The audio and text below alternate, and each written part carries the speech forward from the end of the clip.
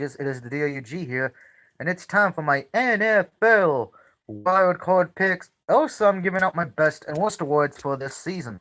So let's start with that. We're going to start with the best. Browns, after starting 0-16 last year, they went on to have a moderate good season. I know 7 wins. Some people say, how is that improving and promising? They looked well. Staying with the Browns, my rookie of the year is also Baker Mayfield. Next, the best team for a new head coach is again the Browns. The Browns have shown the most promise out of all of the new teams who will be looking for a coach this year. Next, most shocking team to make the playoffs. I'm going with the Chicago Bears in this one. They were not favored to make the playoffs. To be honest, before the trade, and we're going to talk about the trade in a minute,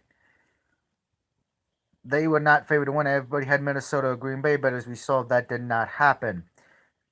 Now, best trade move of the year is a tie for the Bears and the Cowboys, who both got great players from the Oakland Raiders, and you could say getting both of those players respectively helped them make the playoffs. And my MVP of this season is Drew Brees, and my best team overall are the New Orleans Saints. AFC will be the Kansas City Chiefs on that one. Now, moving on to the worst category, the titles you don't want because it means you suck. Most disappointing team. Winner, Jacksonville Jaguars, a team who almost made the Super Bowl last year to becoming the NFL joke again. Now, the NFC winner of this title was Green Bay. Yeah, they had a lot of injuries, but you still got Aaron Rodgers, who's a bad mamma jamma. But he wasn't bad enough this year. Worst team overall this year. In my eyes, it's the Oakland Raiders. Anything they did looked like an episode of Mad TV and not in a good way. The NFC winner of this title was the Cardinals. They were the worst team, officially getting the number one pick in the draft, but to me, Oakland was far worse because I don't think anybody really had the Cardinals doing anything good. Worst move of the year goes to the Oakland Raiders. Because, well, look what they did doing before the season started. They trade Mack, and then they trade Cooper, and it hurt them. It helped the Bears and the Cowboys, but it hurt the Raiders. Yes, I know they're getting a lot of draft picks for that, but rebuilding's one thing. But family's probably not happy. And of course, team whose new head coach has a lot of work to do and won't be a cakewalk is the Cardinals. We just saw them fire their first-year head coach after going 3-13. Not exactly would give me a lot of confidence going in there. Lastly, the LVP, the least valuable player of 2018, going to Jacksonville, Blake Bortles. Now let's get to the wild card games, and we'll start with the two that are on Saturday. Now the Colts versus Texans. This is the third time this year they will be facing off. As you know, they are division rivals.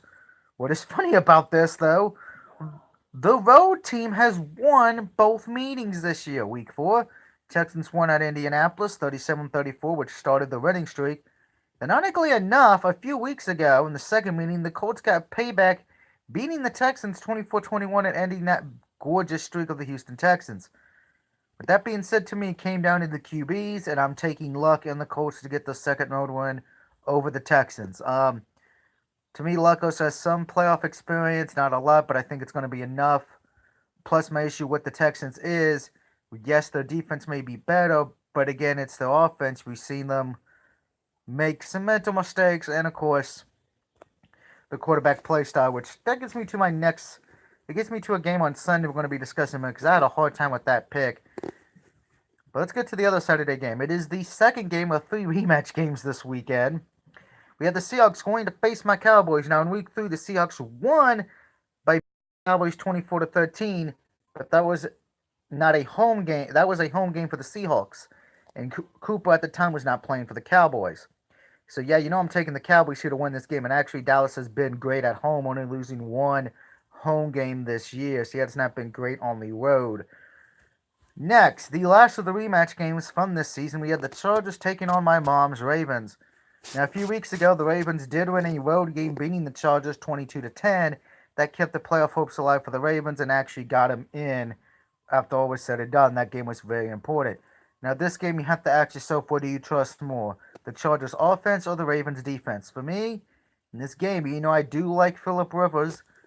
of the two quarterbacks. I think he's the better quarterback, but I'm taking the Ravens because of their defense. But with that being said, I do not trust that offense of Baltimore to win them a game if it needs to. And what I mean by that is because a lot of people, particularly those one individual who is at MagFest, you know who you are, you're going with the assumption the defense is going to win you the championship. It could very well could, but if the defense has a bad night, you're going to need your offense to step up, and I do not trust the Ravens offense. I've said this before to many people who know me. Of the teams in the AFC, to me offensively, the Ravens are the worst. They got the best overall defense, but the worst overall offense to me. So that gets us to the final game of this wild card weekend. It is the Super Bowl defending champions, the Eagles, on the road, taking on the team that actually helped them get into the playoffs, the Bears. For me, I do tip my hat to the Eagles as they got so many players hurt but still made the playoffs in the end. But with that just being said, I'm taking the Bears to win at home and move on to the next one. I think Bears, they don't have as many injuries they got to deal with as Philadelphia.